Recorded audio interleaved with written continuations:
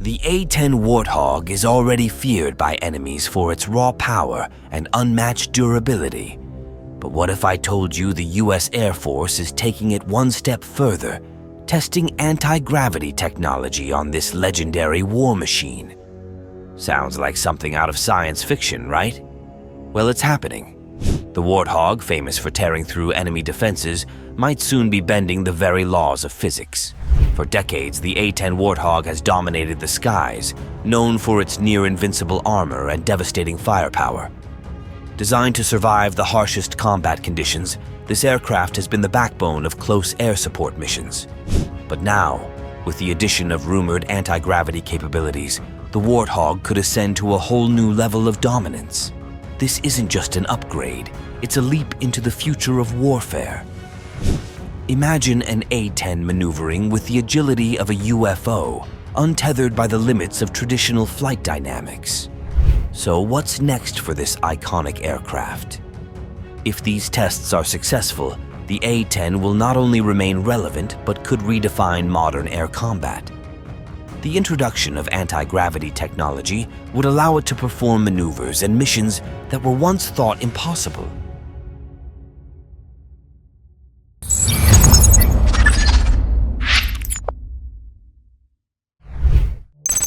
The beast that refuses to die. The A-10 Warthog is the beast that simply won't quit, no matter how hard the Air Force tries to retire it. Recently, this tough war machine showcased its brutal firepower during live surface combat air patrol exercises, sharpening its tactical skills against surface threats. What's even more shocking? The Warthog isn't typically seen in maritime operations, yet here it was, proving its versatility and tenacity. For years, the A-10 has earned its legendary status, repeatedly defying attempts to phase it out of service, and for good reason. It's destroyed thousands of tanks, armored vehicles, and artillery systems over its career, solidifying its place in aviation history. Calling the A-10 Thunderbolt unmatched is no exaggeration. It was the first US Air Force aircraft specifically designed for close air support, CAS, of ground troops in battle. After World War II, the US shifted focus away from developing conventionally armed attack aircraft, instead prioritizing faster jets like the F-101 Voodoo and the F-105 Thunder Chief, both capable of carrying nuclear payloads.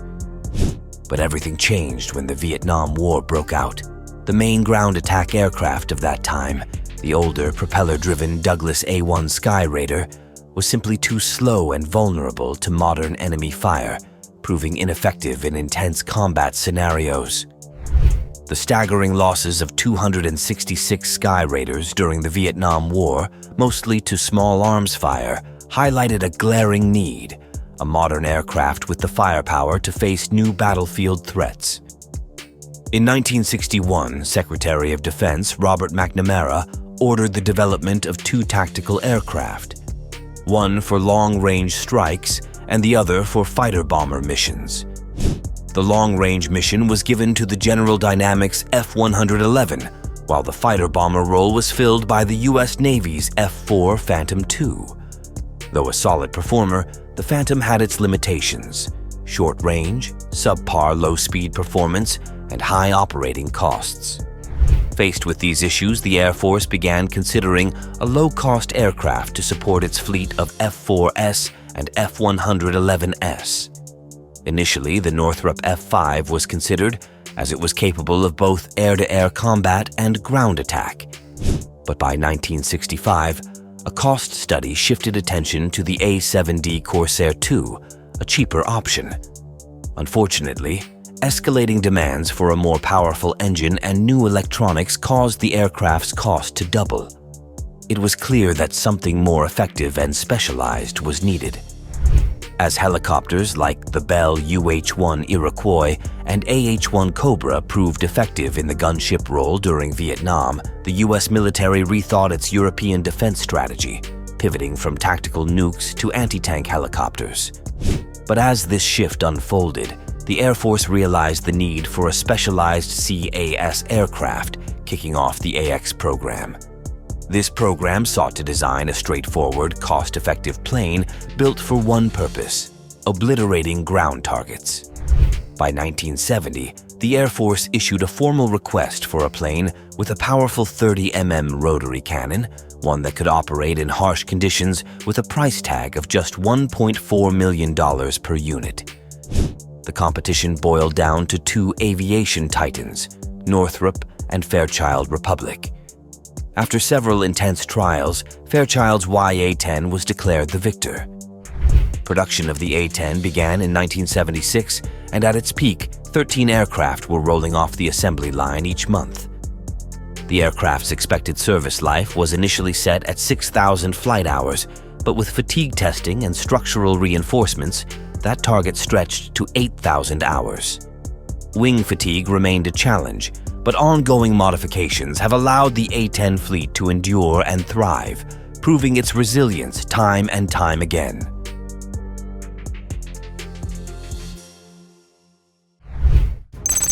Battlefield legend.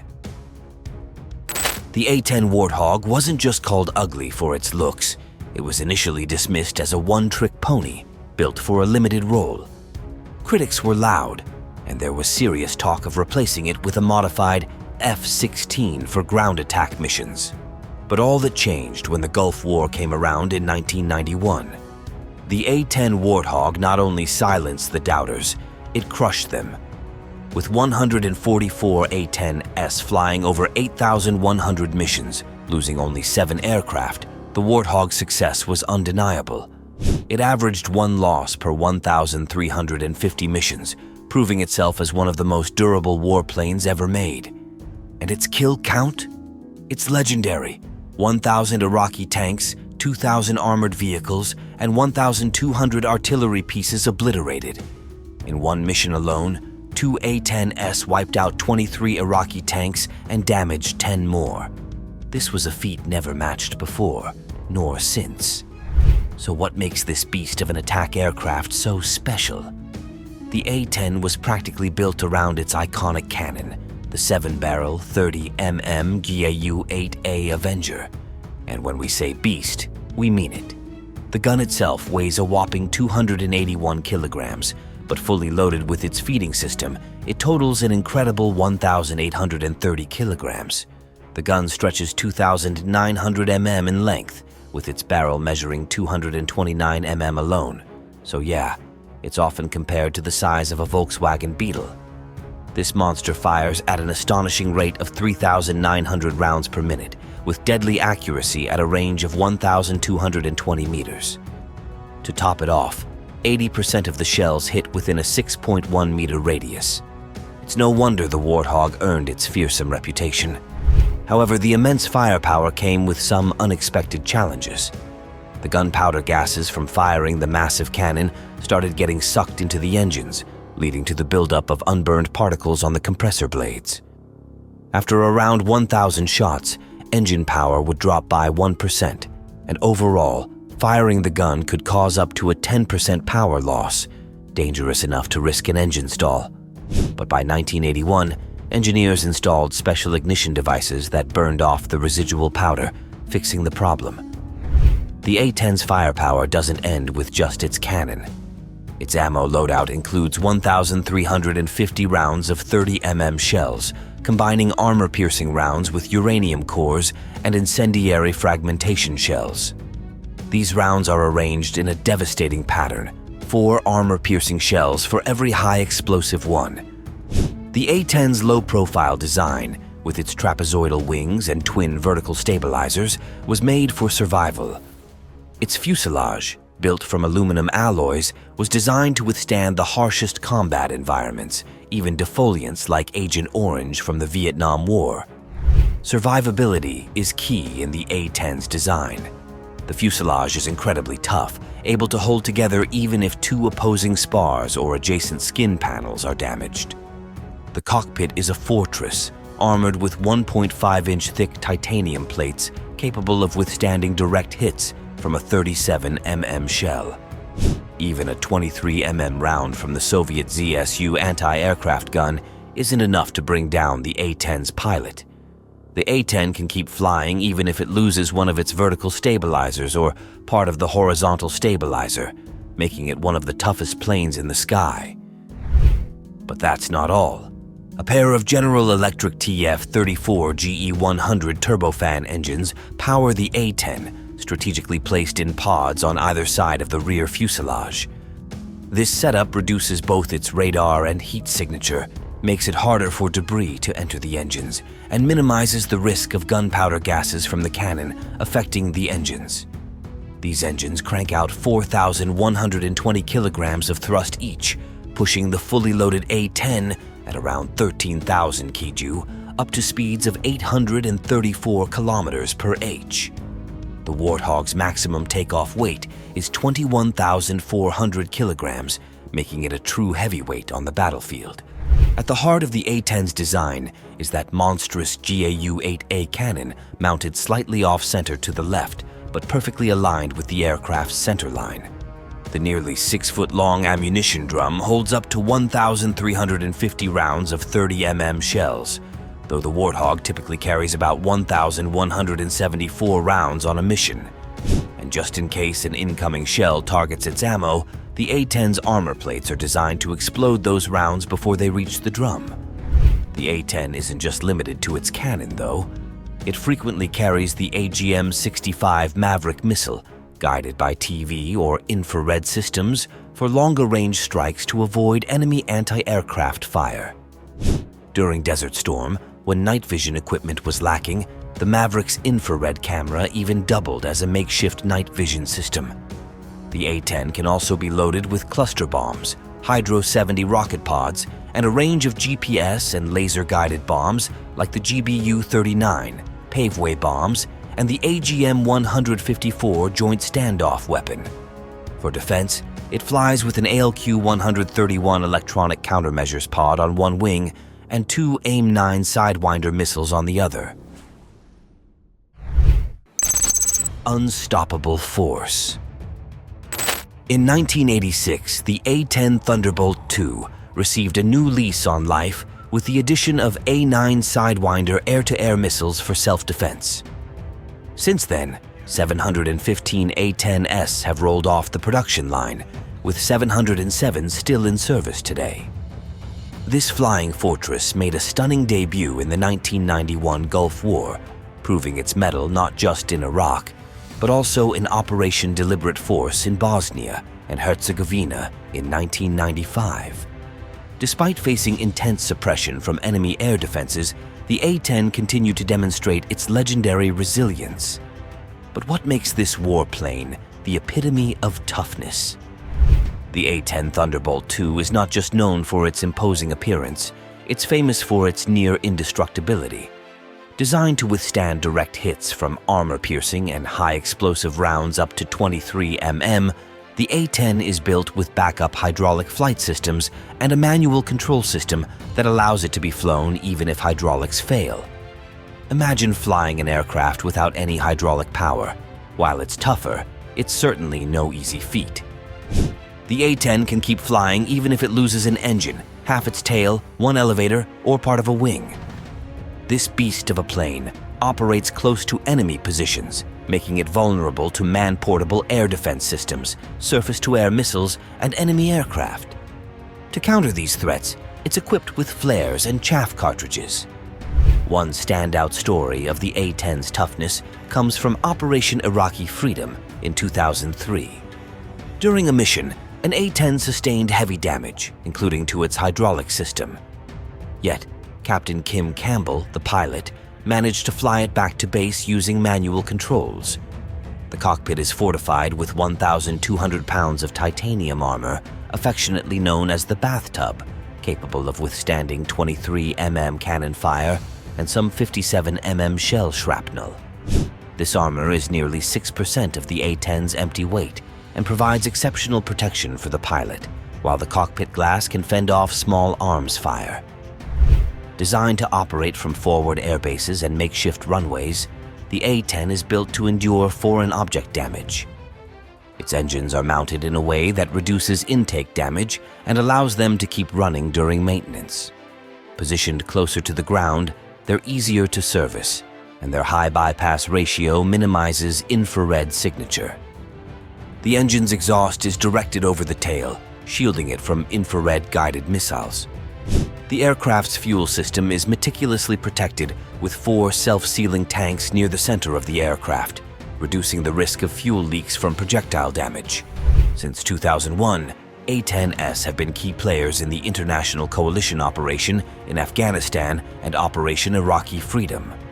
In March and April 2003, 68 A-10s were involved in combat operations, with only one being shot down near Baghdad International Airport. Remarkably, on April 7th, another A-10 flown by Captain Kim Campbell was severely damaged but still managed to return safely, underscoring its phenomenal survivability. January 2005 saw the introduction of the updated A-10C, thanks to the Precision Engagement Modification Program. This upgrade brought modern reconnaissance equipment, satellite communication systems, and laser guidance capabilities to the A-10.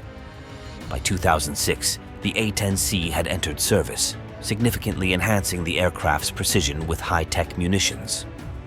The A-10C's arsenal includes air-to-air guided missiles, AGM-65 guided air-to-surface missiles, unguided missile units, high-explosive bombs, and guided bombs. Recent upgrades to the A-10 also include advanced avionics, GPS-guided weapons, improved cockpit displays, and ongoing enhancements to the TF-34 engines and targeting systems. The battle for its future. In a shocking twist that could reshape modern combat, the Pentagon once decided to retire the A-10 Thunderbolt II by 2014. The debate was fierce. Should they cut the A-10 or the F-16? But instead of making a final decision, the military opted to extend the A-10 service until 2028. Yet the question lingers: what's next for this legendary warplane? As the Pentagon evaluates replacements, contenders like the F-35, F-16, AC-130, and MQ-9 Reaper are all in the mix. But is the A-10's reign truly over? The A-10 Thunderbolt II has earned its place in aviation history with its legendary durability and close air support capabilities. But as tensions rise with Russia and Ukraine, the A-10's future role is under scrutiny. Russian air defenses, including the formidable S-300, S-400, and Buk systems, present a daunting challenge. These systems are highly effective at higher altitudes, yet the A-10's low-flying profile offers a chance to evade them. Add in man-portable air defense systems like the Stinger and Igla, and the A-10's survival skills become critical. What makes the A-10 a standout candidate for deployment in Ukraine? Its proven track record in close air support and its ability to target tanks and armored vehicles are crucial in the face of Russia's vast armored forces. The A-10's robust design and advanced armor make it a valuable asset for high-risk environments. The upgraded A-10C, with modern satellite communications and precision-guided munitions, further boosts its relevance on the battlefield. Yet, deploying the A-10 to Ukraine isn't without its hurdles. Advanced Russian air defense systems pose significant risks, even with the A-10's low altitude advantage. The debate rages on whether this cost-effective and specialized aircraft should be favored over pricier modern options like the F-35. The operational costs, including maintenance, logistics, and training, also weigh heavily. Integrating the A-10 into Ukrainian forces requires meticulous planning and adaptation to fully leverage its capabilities. Pilot training presents another challenge. Ukrainian pilots would need to master the A-10's complex systems, requiring time and resources. Additionally, political and strategic factors must be considered, including potential reactions from Russia and the international community, which could escalate the conflict. While the A-10 Thunderbolt II has proven its worth time and again, its potential deployment to Ukraine raises complex questions. Will this venerable aircraft prove its mettle in a new theater of war, or will it be overshadowed by more advanced, costly alternatives? Thanks for tuning in. Before you go, click the link on your screen to explore more of our videos. See you there.